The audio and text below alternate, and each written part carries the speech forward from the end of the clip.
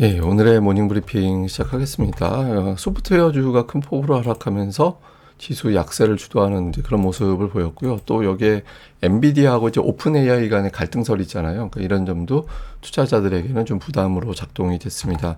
뭐 블룸버그의 한국 주식시장 강세 이게 또 주요 뉴스로 다뤄졌거든요. 그러니까 이런 내용들 좀 설명드릴 거고요. 외국인 투자들이 어제 대규모 매수했는데 연속 매수가 최근에 안 나오거든요. 연속 매수가 나올지 이 부분도 살펴보도록 하겠습니다.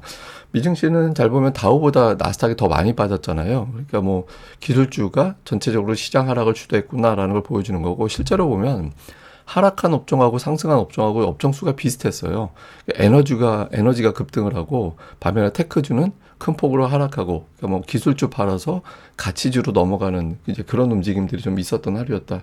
이렇게 볼 수 있겠죠. 이슈들을 보면 일단 가장 크게 작동한 건 잠시 후에 설명드리겠지만, 엔트로픽에서 그 소프트웨어 하나를 개발을 했는데 이게 이제 법률 서비스라든가 이게 제공이 되는 거예요. 그러니까 다른 소프트웨어 산업을 파괴할 것 같다. 굳이 다른 거 소프트웨어 사지 않아도 저거 하나 가지고 있으면은 다 개발이 되는 거잖아. 사용이 되는 거잖아. 이렇게 되면서 AI가 다른 소프트웨어를 잠식하는 그런 상황이 만들어지게 된 거죠. 그래서 관련된 종목군들이 급락을 하면서 주가를 움직이는 그런 영향을 줬고, 또 여기 이제 엔비디아하고 오픈 AI 간의 갈등설이 있잖아요. 엔비디아 쪽에서는 오픈 AI에 투자하는 규모를 축소할 거다, 이런 내용들이 보도가 자꾸 되고 있고, 또 오픈 AI 쪽에서는 엔비디아 칩 너무 비싸잖아, 이거보다 좀 저렴한 칩이 필요해, 또 이렇게 이야기를 하고 있거든요. 그래서 양측이 만약에 갈등이 되면 서로 최대 구매자고 공급자잖아요. 여기서 갈등이 된다는 거는 AI 관련된 어떤 제품, 소프트웨어 개발, 이런 일정, 그리고 투자 자금, 이런 것들 예상하기가 어렵게 되죠. 그 투자 자금을 빼게 되는 그런 계기가 될 수 있다, 이런 우려를 또 시장에서는 하게 됐고, 또 지정학적 문제도 제기가 됐는데, 그러니까 미국 항공모함을 향해서 이란에 드론이 가고 있었다라는 거예요. 근데 이 드론을 미국 쪽에서 격추했다라는 보도가 나왔거든요. 그래서 이게 혹시 또 뭔가 문제가 되는 거 아닌가라는 긴장감이 됐고, 이게 국제유가 올리는 그런 이유가 됐는데, 다만 이제 백악관 쪽에서는 계획대로 대화할 거다, 이런 메시지가 나와서 충격으로 이제 작동되지는 않았습니다. 그리고 이제 금과 은 가격은 다시 올랐는데, 이란 간의 어떤 지정학 문제가 제기가 된 게 하나가 있었고, 또 데이터 센터나 뭐 태양광 같이 실수요 자체가 강하기 때문에 추세적으로 하락할 것 같지는 않다, 뭐 이런 분석들이 나오면서 금과 은 가격은 일단 좀 안정이 되는 그런 모습을 보였습니다. 근데 이제 오늘 또 비트코인이 빠졌잖아요. 금의 진정이 되니까 또 비트코인 하락이 또 부각이 되고, 작년도 고점 대비 비트코인 가격이 40% 빠졌거든요. 그래서 이것도 역시 또 투자자들에게는 또 부담으로 작동이 됐습니다. 근데 어쨌든 주식시장에는 자금은 좀 들어오는 것 같아요. 그러니까 지난주에는 스몰캡보다 이제 대형주 쪽에 자금이 들어왔거든요. 그래서 최근에 대형주들이 좀 휘청휘청하긴 하는데 돈이 어쨌든 계속 들어오고 있기 때문에 좀 방어는 되지 않겠느냐, 뭐 이런 뉴스들이 계속해서 나오고 있습니다. 또 오늘 메인은 소프트웨어였어요. 소프트웨어 관련된 종목군들이 많이 빠졌는데, 이게 이제 왜 그랬는지 생각을 해보면, 그 엔트로픽에서 클로드 코어 워크라는 걸 개발을 했거든요. 근데 이게 얼마나 재밌는 기능이 있냐면, 계약을 검토하고 이 규제가, 이게 이 계약이 규제가 준수가 된 거 맞나? 그 다음에 이제 법률 문서를 직접 작성하는 그런 기능이 있는 겁니다. 그러니까 사실상 법률 비서예요. 이렇게 되니까 법률 데이터 관련된 소프트웨어 업체들 입장에서는 사람들이 저걸 이용할 필요가 없잖아요. 예, 클로드 코어워크를 그냥 사용을 하게 되면 다른 소프트웨어를 구매할 이유가 없게 되는 거죠. 그러니까 관련된 기업에 치명적인 타격을 가할 수 있다, 그러니까 이렇게 제기가 된 거거든요. 그래서 로이터에서는 AI가 소프트웨어 산업에 파괴적인 영향을 주는 걸 보여주는 대목이다, 그러니까 이렇게 이제 주장을 했는데, 이게 하나가 아니라 지난주 같은 경우는 이제 구글에서 프로젝트 지니를 이제 보여줬는데, 이게 또 게임주를 급락시키는 요인으로 작동을 했거든요. 그러니까 텍스트라든가 이미지를 입력하면 이게 움직이는 거예요. 시뮬레이션을 만드는 소프트웨어인데 이거 조금만 응용하면 게임 개발이 가능하다.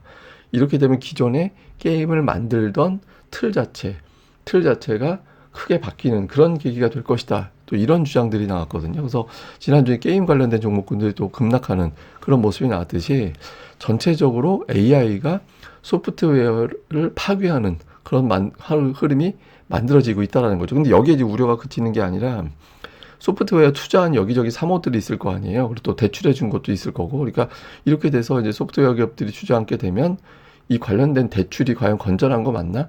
그러니까 이런 우려를 하게 된다라는 거죠. 그래서 이런 부분들이 소프트웨어 주가를 떨어뜨리게 만들고, 이게 또 시가총액이 크잖아요. 뭐 마이크로소프트 이런 거 지금 4일 연속 빠졌는데 시총도 크고 하다 보니까 지수에 어떤 영향을 주는 그런 이유로 작동이 된 것 같습니다. 그래서 실제로 지수하고 소프트웨어 관련된 지표하고 보면 굉장히 많이 차이가 나요. 이미 작년부터 빠지기 시작했거든요. 이게 뭐 새로운 뉴스는 아니다라는 의미도 되는 건데, 어쨌든 AI가 특정 산업에 대해서는 상당히 위협적인, 근데 AI 자체도 소프트웨어인데, 예, 소프트웨어가 기존의 소프트웨어를 파괴하는, 예, 그런 흐름이 만들어진 것 같습니다.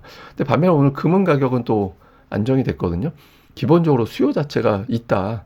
뭐, 특히 중앙은행들이 계속해서 이제 구매를 하고 있고, 그렇게 되면서 이제 100톤씩 구매가 늘어나게 되면 평균적으로 3% 정도 올라가더라. 그래서 현재로서는 이 흐름이 끊이지는 않을 것 같아. 뭐 데이터 센터, 태양광 실제 수요도 있기 때문에 최근에 급락은 좀 일시적인 거 아니냐. 뭐 이런 주장들이 계속해서 이제 나오고 있습니다.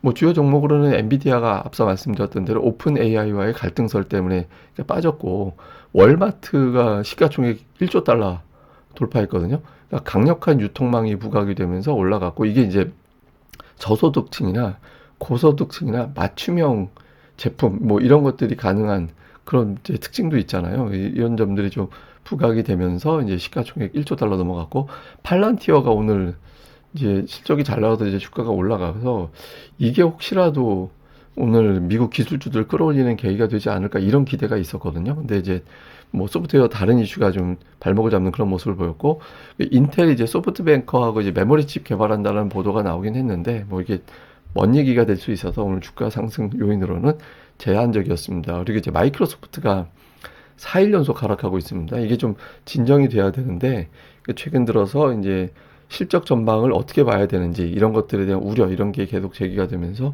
이제 상징적인, 현재 미국 시장의 하나의 상징적인 그런 역할을 또 하고 있는 걸로 이제 보여집니다.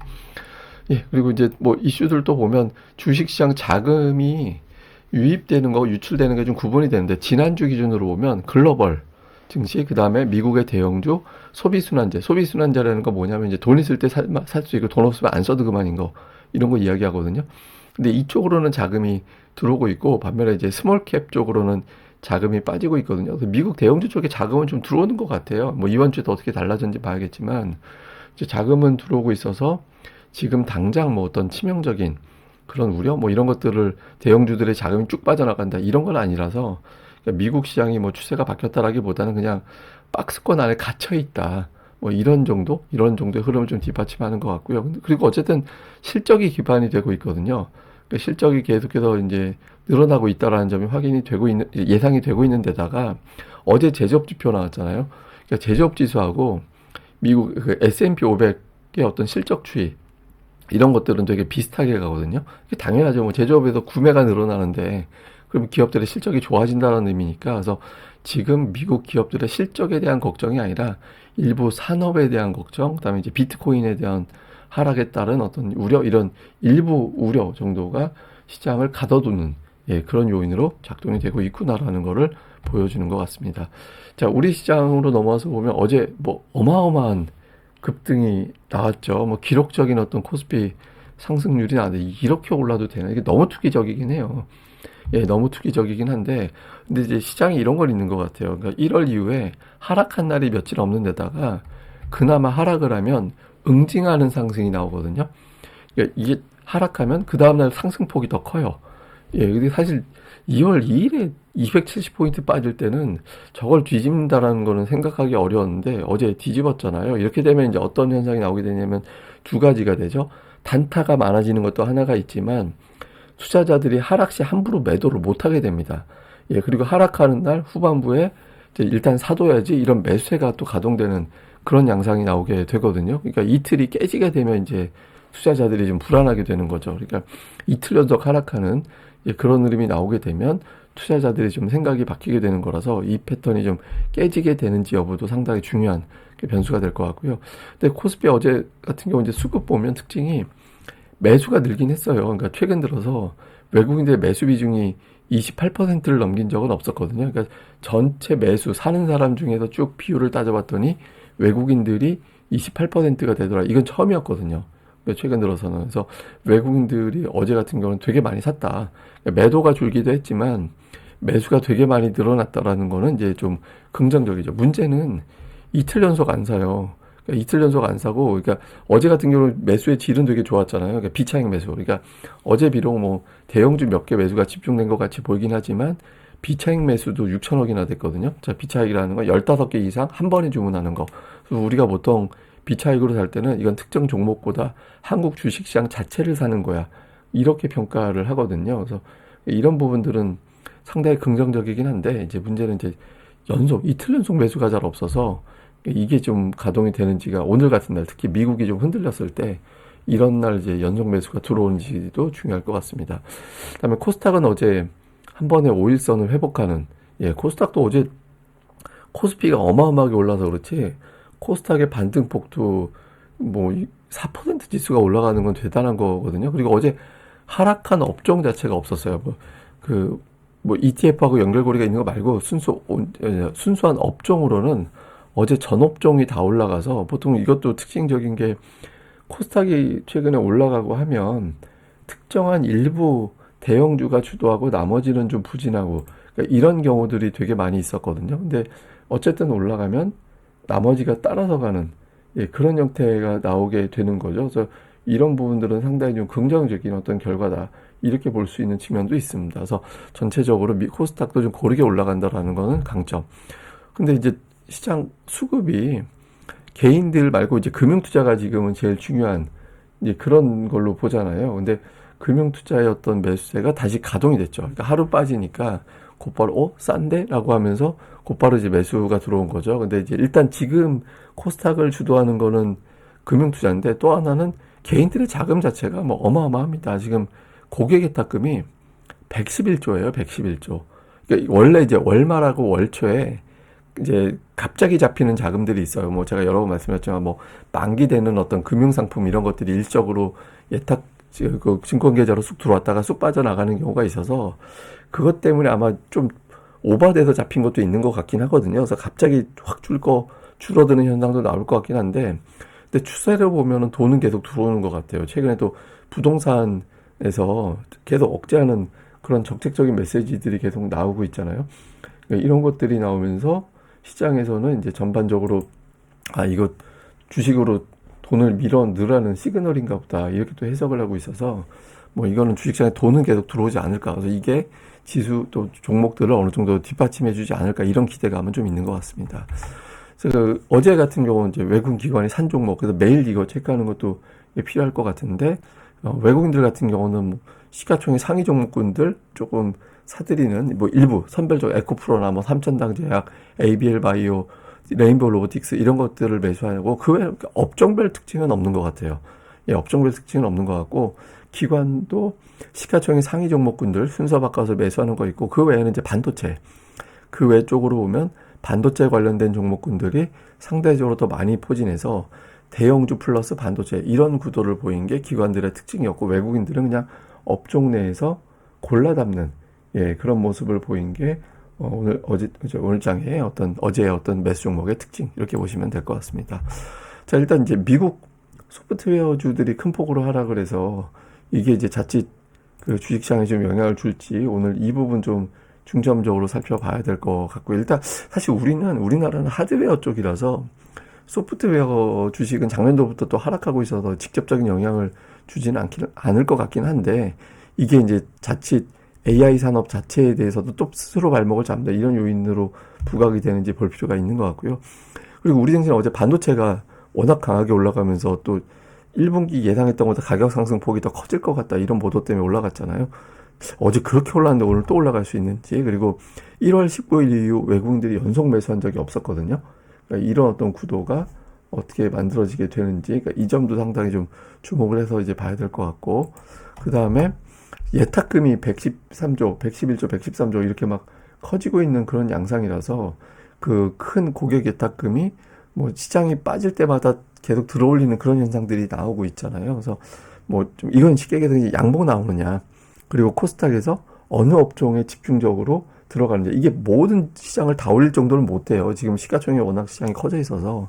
그러니까 일부 종목을 집중적으로 올리는 그런 모습이 나타날 수도 있거든요. 그래서 이런 흐름이 어떻게 만들어지는지, 그러니까 이 부분도 집중적으로 살펴보는 게 이제 필요할 것 같습니다.